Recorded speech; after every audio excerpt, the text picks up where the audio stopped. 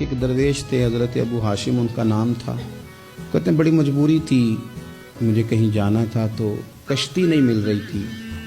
اچانک ایک کشتی گزرنے لگی تو میں بھی سوار ہونے لگا تو ملاح نے مجھ سے کہا کہ یہ ایک صاحب بیٹھے ہیں, بڑے امیر ہیں, ساتھ ان کی کنیز ہے, انہوں نے مجھ سے بک کر لی ہے ساری کی ساری. کی عقیدہ سی سالم کرا لیا ٹانگا, وہ ساری کی ساری بک کر لی ہے تو میں تو کسی کو نہیں بٹھا سکتا. تو وہ جو صاحب بیٹھے تھے بڑے سیٹھ آدمی تھے, کہنے لگے میاں آپ کسی اور کشتی میں. وہ جو ان کی کنیز تھی نا, وہ کہنے لگی چہرے سے کوئی نیک آدمی لگتا ہے, چلو اتنی سواریوں کی جگہ ہے, کسی کونے خدرے میں بیٹھ جائے گا, ہمارا کیا جائے گا. کہا اچھا چلو آ جاؤ.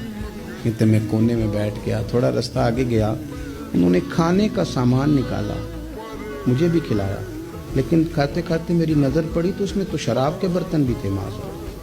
پھر اس شخص نے کھانا کھانے کے بعد اس کنیز سے کہا کہ مجھے معاذ اللہ گانا سناؤ.